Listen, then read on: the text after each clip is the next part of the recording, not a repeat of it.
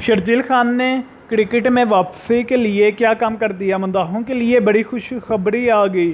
Spot fixing کے الزام میں سزا یافتہ شرجیل خان نے بحالی پروگرام میں شرکت کے لیے Pakistan cricket board P C be کو خط لکھ دیا ہے۔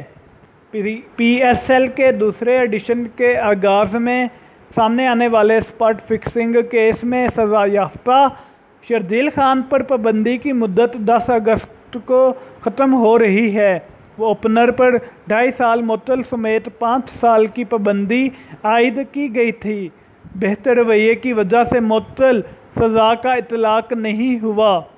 شرجیل خان کو پابندی کے خاتمے کے بعد کسی بھی سطح پر کرکٹ میں دوبارہ واپسی کے لیے پی سی بی کے بحالی پروگرام میں شرکت کرنا ہوگی اور اس مقصد کے لیے انہوں نے پی سی بی کو خط لکھ دیا ہے۔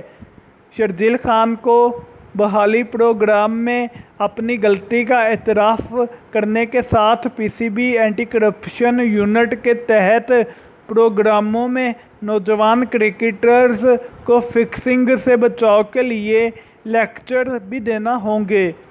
واضح رہے کہ اسی اسپاٹ فکسنگ کیس میں شرجیل خان کے ساتھ خالد لطیف، شاہزیب حسن اور محمد عرفان بھی سزا پا چکے ہیں۔ اسی کیس میں سہولت کاری کے ملزم ناصر جمشید پر بھی 10 سال کی پابندی عائد کی گئی تھی۔